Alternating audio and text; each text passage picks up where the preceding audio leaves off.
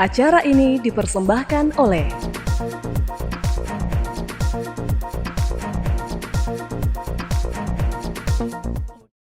Halo pemirsa, senang sekali saya Putri Najwa dapat kembali menyapa Anda dalam Unhas Daily. Dalam beberapa menit ke depan, kami akan menyajikan berita terpercaya hanya untuk Anda.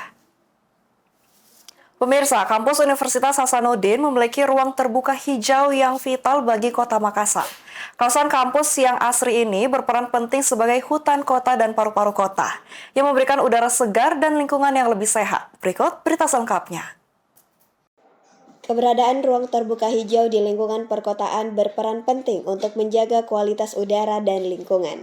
Ruang terbuka hijau merupakan area terbuka yang ditumbuhi oleh tanaman, yang dapat berupa taman, hutan kota, kebun pembibitan, jalur hijau, serta taman pemakaman umum. Kampus Universitas Hasanuddin di Tamalan Rea dengan luas wilayah kampusnya yang signifikan dan banyaknya pepohonan telah memenuhi kriteria sebagai hutan kota. Hutan kota sendiri didefinisikan sebagai ruang terbuka hijau yang didominasi pepohonan, yang berada di wilayah perkotaan dan berfungsi sebagai paru-paru kota, penyejuk, serta tempat rekreasi dan edukasi. Dengan pepohonan rindang dan tata ruang yang baik, Unhas secara alami menjalankan fungsi-fungsi tersebut. Sehingga tahun 2004, kampus Unhas Tamalan Rea telah memenuhi syarat sebagai hutan kota. Menurut Kepala Pusat Studi Lingkungan Hidup atau PSLH Unhas, Profesor Dr. Anwar Daud SKM MKes. Ketika itu, Wali Kota Makassar Ilham Arif Sirajuddin dan dibantu oleh Profesor Nurdin Abdullah menetapkan kampus Unhas Tamalan Rea sebagai hutan kota. Awalnya 2004 ya, itu. Karena sudah besar pohon-pohonnya ya, tuh dari sejarahnya. Pohon ini tanam di Unas ini kan pada tahun 86. 88 itu kami pindah semua dari Baraya ke sini mulai itu ya. Itu pohonnya itu baru satu meter setengah. Itu dibantu oleh dulu waktu itu Nurdin Abdullah sebagai manajer itu Maruki, terus Ilham Sirajuddin sebagai wali kota waktu itu. Kami dikasih bantuan pohon ya, dan alhamdulillah coba lihat di FKM itu saya tanam semua itu gitu. Nah itu jadi awalnya itu setelah pohonnya besar, dilihat Unas ini rindam pohonnya gitu. Nah, wali kota waktu itu cari-cari di mana nih ada sih pohon tapi sendiri-sendiri ya toh, ada pasung-pasung tapi kebanyakan tidak ada pohonnya kan, ada pohon tapi tidak memenuhi syarat untuk dianggap sebagai hutan kota. Nah Unas lah ini yang memenuhi karena kampus Unas ini 220 hektar ya. Iya. Tuh mungkin kira-kira itu ada 40 atau sampai 50% itu ditumbuhi oleh.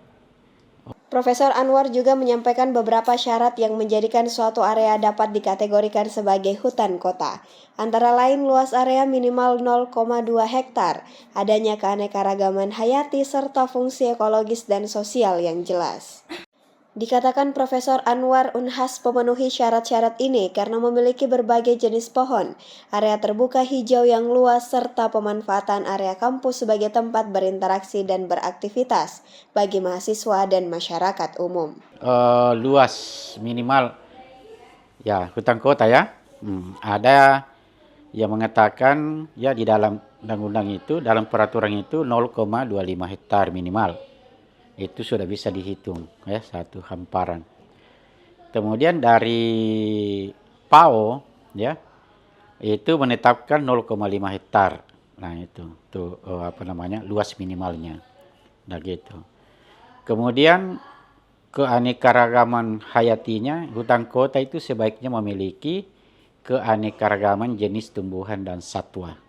Kalau di Indonesia bolehlah, ada beberapa ya. Dulu memang masih beberapa, sekarang sudah banyak.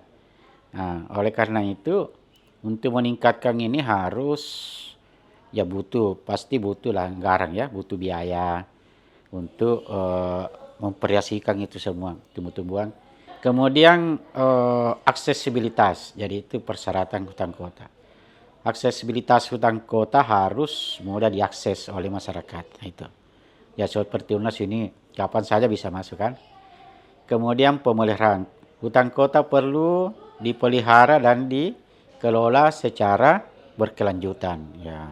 Profesor Anwar menambahkan dengan penetapan Unhas sebagai hutan kota, maka luasan ruang terbuka hijau Kota Makassar bertambah signifikan karena kontribusi dari Unhas itu cukuplah besar. Sehingga Unhas tidak hanya menjadi pusat ilmu pengetahuan, tetapi juga memberikan kontribusi nyata bagi kesehatan lingkungan Kota Makassar. Aminah Rahma Ahmad, Unhas TV. Pemirsa, Kota Makassar menambah titik kamera tilang elektronik atau e-tilang menjadi 20 titik. Pengendara yang tertangkap melanggar akan menerima surat tilang via pos. Berikut informasi selengkapnya untuk Anda. Tilang elektronik atau pelanggaran digitalisasi yang dinamakan dengan e-tilang adalah denda yang dikenakan oleh penegak hukum kepada pengguna jalan yang melanggar peraturan lalu lintas. E-tilang juga dikenal dengan istilah Electronic Traffic Law Enforcement, pertama kali diterapkan pada Maret 2021. Saat diterapkan ada 16 titik pemasangan kamera e-tilang di Kota Makassar. Kini, Kota Makassar memiliki 20 titik pemasangan kamera tilang elektronik yang tersebar di berbagai lokasi strategis. Beberapa lokasi tersebut antara lain di Jalanan di Pangeran Petarani, Jalan Urip Sumoharjo, dan di Jalan Boulevard. Dengan adanya sistem ini, pelanggaran lalu lintas akan terekam secara otomatis dan dikendalikan oleh operator yang berada di pusat kontrol. Kamera-kamera tersebut bekerja dengan cara merekam seluruh kendaraan yang melintas. Rekaman tersebut kemudian dipantau oleh operator yang ada di pusat-pusat pengawasan. Setelah pelanggaran terdeteksi melalui komputer, operator akan melakukan zoom untuk memeriksa plat nomor kendaraan yang melanggar dan mencocokkannya dengan data pemilik yang ada di Samsat. Pelaku pelanggaran seperti yang tidak memakai helm atau tidak menggunakan sabuk pengaman akan menerima surat tilang yang dikirim melalui pos ke alamat pemilik kendaraan. Pembayaran denda bisa dilakukan langsung di bank atau saat pembayaran pajak STNK tahunan di Samsat. Jika tidak segera ditindaklanjuti, pelanggaran ini akan mengakibatkan pemblokiran STNK saat pemilik membayar pajak kendaraan tahunan.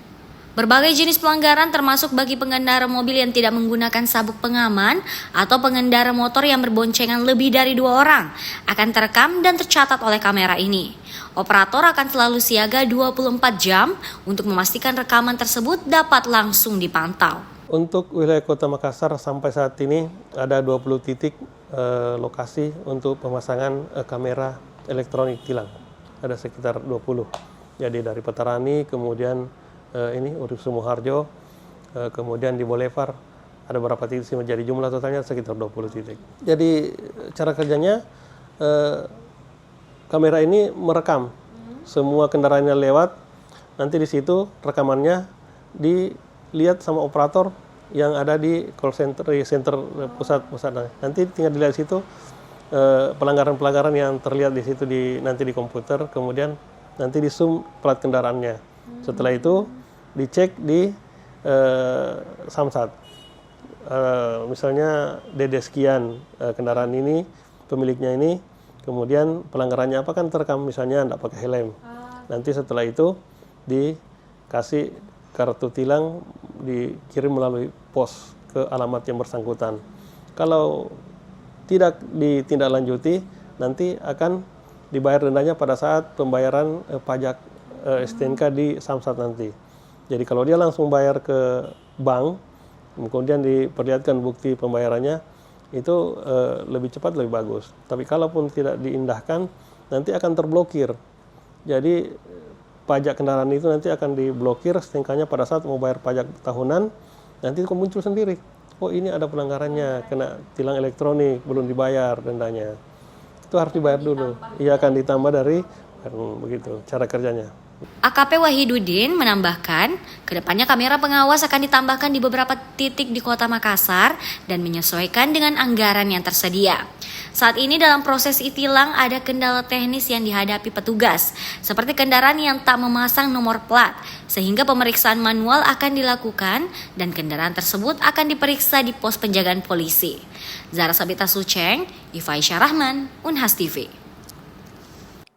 Sebanyak 3.825 mahasiswa Universitas Padjadjaran dilepas untuk mengikuti kegiatan program kuliah kerja nyata atau KKN PPM terintegrasi 2024. Jumat 10 Januari di Gor Jati Padjadjaran oleh Rektor Unpad, Profesor Arif S. Kartasasmita bersama PJ Gubernur Jawa Barat, Baitriadi Mahmudin.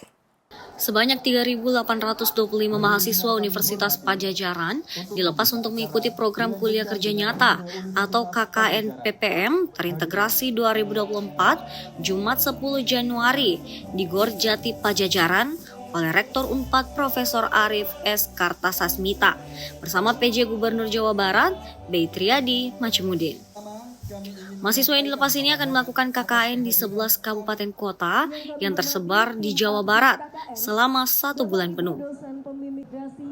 KKN sendiri merupakan program collaborative learning bagi mahasiswa yang nantinya terjun langsung menghadapi persoalan di masyarakat, serta memberikan solusi dan rekomendasi yang tepat. Peserta KKN ini ditempatkan di 209 desa di Kabupaten Bandung, Kabupaten Bandung Barat, Kota Bandung, Kabupaten Cianjur, Kabupaten Cirebon, Kota Cirebon, Kabupaten Garut, Kabupaten Kuningan, Kabupaten Pangandaran, Kabupaten Sumedang, dan Kota Tasikmalaya. Adapun tema KKN kali ini adalah Unpad bermanfaat, stunting, ketahanan pangan, perubahan iklim, perubahan sosial, budaya, dan ekonomi kreatif. Usai mengecek kesiapan dan melepas peserta KKN, PJ Gubernur Jawa Barat, B. Mahmudin, mengapresiasi pelaksanaan KKN oleh Unpad dengan tema yang sangat dibutuhkan di Jawa Barat yang akan bermanfaat bagi masyarakat. Kepada Unpad, Pak Rektor, juga Bu Wakil Rektor dan tim, karena temanya disesuaikan dengan kebutuhan di tempatnya tersebut. Jadi ada stunting, juga tadi ada wakaf dan wirausaha, jadi betul-betul sesuai dan juga pastinya akan bermanfaat bagi masyarakat sekitar. Jadi tidak hanya buat mahasiswa, tapi juga buat masyarakat yang dikunjungi juga pasti sangat bermanfaat. Dan kami apresiasi untuk hal itu. Pasti ini lebih bermanfaat lagi kalau sesuai dengan kebutuhan di tempatnya itu. Dan tadi beberapa juga kan ada yang misalnya dasar sastra Inggris, saya bilang ajarin juga bahasa Inggris, oh iya Pak siap katanya. Jadi mereka tidak hanya mengajarkan yang menjalankan tugas tema, tapi juga tentunya pasti menyesuaikan dengan bidang-bidang yang mereka terima. Jadi misalnya fakultas peternakan, mungkin nanti juga mereka bisa mengajari tentang peternakan, pasti kan ada. Jadi mereka juga bisa mengembangkan ilmunya dan juga masyarakat mendapatkan manfaatnya. Sangat baik. Termasuk sosialisasi pinjol, Pak? Iya, tadi saya titipkan, karena kan harus literasi. Mungkin ya masyarakat kurang paham, kan semoga ada pengertian dari masyarakat untuk tidak mudah tergoda oleh rayuan-rayuan seperti itu. Semangat, dan ini adalah sebagai langkah kecil untuk mendapatkan masa depan yang lebih baik lagi untuk mereka, dan kita percaya bahwa mereka adalah pemimpin masa depan kita pada saatnya nanti. Sementara Rektor Universitas Padjadjaran Profesor Arif S. Kartasasmita, KKN ini sebagai bentuk kebermanfaatan Unpad secara sinergi memajukan Jawa Barat. Iya, karena kami lahir dan besar di Jawa Barat, tentu tugas kami juga untuk memajukan Jawa Barat sesuai dengan apa yang Pak Gubernur sampaikan. Dan ini juga sesuai dengan rencana kami dan visi kami bagaimana Unpad bisa lebih bermanfaat untuk masyarakat luas. Mudah-mudahan support Pak Gubernur dan Jawa Barat terus kami dapatkan, dan kita dapat bersinergi untuk kemajuan Jawa Barat dan Padjadjaran. Itu saja. Bersama dosen pendamping lapangan, mahasiswa ini langsung menuju lokasi KKN masing-masing. Dari Jatinagor, Sumedang, Bayu Murti, Aras Arafani melaporkan untuk Unhas TV. Pemirsa, berita tadi sekaligus menutup perjumpaan kita pada hari ini. Jangan lupa untuk terus saksikan Unhas Daily hanya di Unhas TV. Saya Diputi Najwa, mewakili seluruh kru yang bertugas pamit undur diri dan sampai jumpa.